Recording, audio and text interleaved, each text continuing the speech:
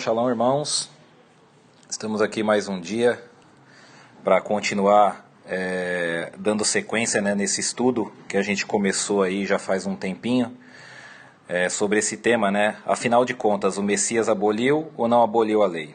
Tire a sua própria conclusão. Então nós já fizemos vários vídeos, O primeiro vídeo eu fiz uma introdução, no segundo vídeo eu expliquei os conceitos utilizados por Shaul nas suas cartas, E depois eu comecei a explicar os versículos. Nós começamos pela carta de Romanos.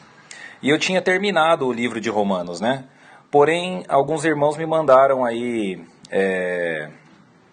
alguns pedidos aí no privado, pedindo mais 3 versículos da carta de Romanos, que eu não ia fazer, porque, ao meu ver, eles não geram tanta confusão assim no entendimento entre a lei e a graça, mas, como os irmãos pediram, eu vou fazer aqui mais 3 versículos antes de finalmente começar o livro de Gálatas, Então, só dando um parecer aí, para quem não está acompanhando essa sequência, eu recomendo que assista o vídeo número 2 dessa sequência, No vídeo número 2 vocês vão ver que Shaul, ele se referiu a 2 tipos de lei nas suas cartas, Sendo que uma era o legalismo, que ele chamava de Tereit Namuzá em hebraico, e a outra era a Torá, que era a lei do Criador.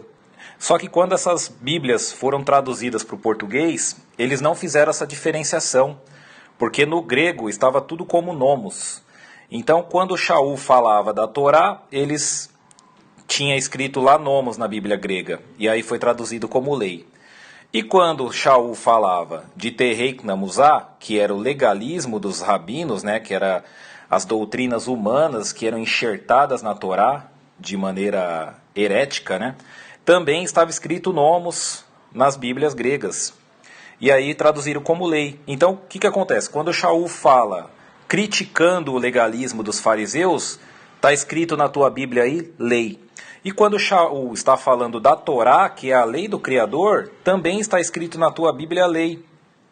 Porque lá no grego eles colocaram nomos para tudo, Só que no aramaico e no hebraico havia uma diferenciação, ok? Era muito clara essa diferenciação. E é isso que eu estou mostrando nesse estudo. Eu estou colocando no grego, como está no grego, como está na sua Bíblia em português e como deveria estar a partir do aramaico, ok? Então nós fizemos vários versículos já, se você quiser é só entrar no canal aí e acompanhar. A gente fez aqui Romanos 3:27, 3:28, 6:14, 6:15. E hoje eu vou pular alguns aqui que falam mais sobre casamento, mas eu vou fazer os últimos 3 versículos aqui que o pessoal me pediu, que foi o Romanos 10, 4 e 5, e Romanos 11, 6. Então vamos lá. Vamos começar pelo capítulo 10, versículos 4 e 5. Então a gente vê aqui que no 10, 4 tem a palavra nomos aqui em cima, tá vendo? E no 10, 5 a gente tem o nomos novamente aqui embaixo. Então Shaul se referiu ao tema lei, tanto no versículo 4 como no versículo 5. Agora, como é que o cara que fez a tradução do grego para o português, ele ia saber se esse nomos aqui era Torá ou se era legalismo? E como que ele ia saber se esse outro nomos também era Torá ou era legalismo? Não tinha como ele saber, a não ser que ele tivesse um profundo conhecimento das Escrituras para que, através do contexto, ele fizesse essa diferenciação. Mas eles não se preocuparam com isso, eles colocaram lei para tudo e foi de propósito, ok? Então vamos lá, vamos ver aqui como que está no português. Então, Romanos capítulo 10, versículo 4. O fim da lei é Cristo, para a justiça a todo aquele que crê.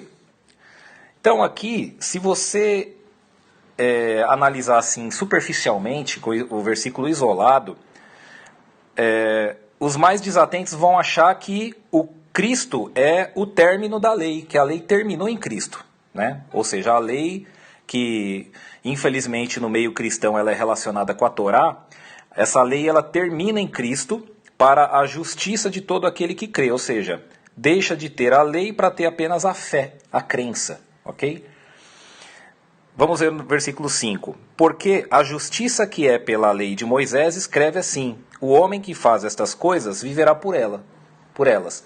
Então você veja que se você analisar que essa palavra fim aqui é de final, encerramento, você vai ver que o versículo 5 ele vai contradizer o 4, porque ó, se no versículo 5 está falando que o fim da lei é Cristo, ou seja, Cristo terminou com a lei, como é que ele pode falar que a justiça que é pela lei de Moisés escreve assim?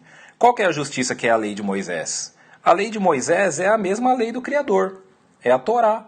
Então como é que Cristo pode ter cancelado a Torá, sendo que aqui embaixo ele já fala que a própria Torá é para a justiça daqueles que fazem essas coisas? Então fica uma coisa completamente maluca quando você não tem o entendimento do termo nomos, que ele significava Torá ou legalismo, ok? Só que nesse caso aqui, em ambos, tanto aqui no primeiro nomos como no segundo, Shaul realmente estava se referindo à Torá. Poxa, Marcos, então quer dizer que Shaul está falando que o Messias cancelou a Torá? Não, porque é o seguinte, gente. A chave desses dois versículos está aqui, ó, na palavra fim, ok? Este fim que vocês estão vendo aqui, ele não é de final, de encerramento. Ele está relacionado à finalidade, objetivo, ok? Então vamos ver aqui no hebraico, ó, versículo 4. O objetivo, veja só, da Torá é o Mashiach. Lá em cima está escrito como? O fim da lei é Cristo. Então esse fim aqui é de finalidade. Eles não poderiam ter colocado fim. Eu não sei se foi de propósito, se foi maldade ter colocado essa palavra fim, entendeu? Mas eles poderiam ter colocado finalidade. Né? A finalidade da lei é Cristo, ou o objetivo da lei, ou a meta, a direção, né? Tinha tantas palavras que poderia ser usada aqui, mas eles colocaram fim, né? Será que foi de propósito? Eu, particularmente, tenho certeza que foi, ok? Foi de propósito, sim. Então, vamos lá. O objetivo ou finalidade da Torá é o Mashiach. Porque Moshe descreve a Tzedakah, né, a justiça, que vem da Torá, desta forma. Os homens que fizer estas coisas viverá por elas. Então, você veja que quando você entende que o fim aqui em cima ó, é finalidade, os versículos não têm mais contradição. O versículo 5... ele está afirmando o que o versículo 4 fala. Ou seja, o objetivo da Torá, ou seja, a gente segue, a gente estuda e a gente obedece a Torá porque o Mashiach é a própria Torá. Então, quando você segue a Torá, você está seguindo o Mashiach. E aí, Moshe descreve isso, né, desta forma. O homem que fizer dessas coisas viverá por ela. Ou seja, se você segue a Torá, você segue o Mashiach. Então você vive pelo Mashiach. Então, o versículo 5 concordou com o 4 no hebraico. Porém, no português, onde eles distorceram aqui, né, meio que... tudo bem, fim de finalidade realmente se escreve dessa maneira. Só que eles poderiam ter colocado finalidade, entende? É um negócio meio complicado isso. Então eu acho que deu para entender esses dois aqui, né? E agora o último versículo que o pessoal me pediu foi esse aqui, ó. Romanos 11:6, né? Então a gente vê que aqui não teve a palavra nomos, olha. Então Shaul não citou a palavra lei. Vamos ver qual é a dúvida do pessoal. E se é pela graça, não procede das obras. De outra maneira, a graça já não seria graça. Então você olhando aqui à luz do cristianismo, né? No cristianismo fala-se o quê? Que as obras está relacionado com cumprimento da lei. Então, obras da lei, debaixo da lei, né? O problema é que essas obras que Shaul está falando não estava relacionado à Torá, estava relacionado a Tereit Namuzá, que é o legalismo. Ó. Vamos ver lá no hebraico. Agora, se é pelo favor imerecido, é correspondente, não baseado em obras legalistas. Ó. Então, era Tereit Namuzá que estava lá no hebraico, ok?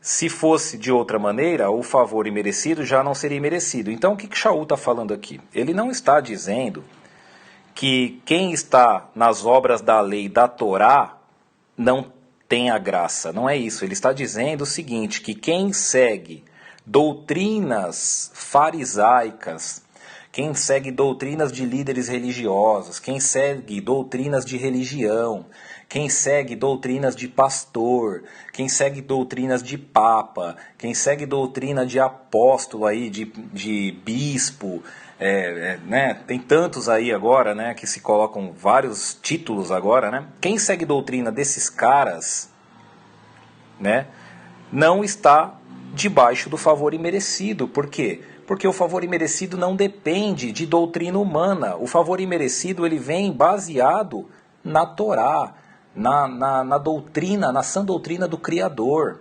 ok?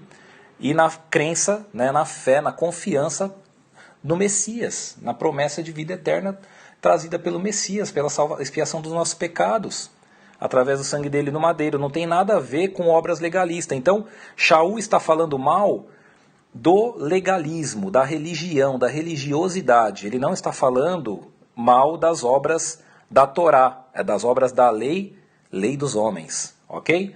Então acho que deu para fechar esses 3 versículos aqui que o pessoal me pediu, e agora no próximo vídeo nós vamos começar aqui o livro de Gálatas, né? Vamos começar pelo Gálatas capítulo 1, versículo 2. Beleza, pessoal? Até o próximo vídeo aí. Shalom, shalom.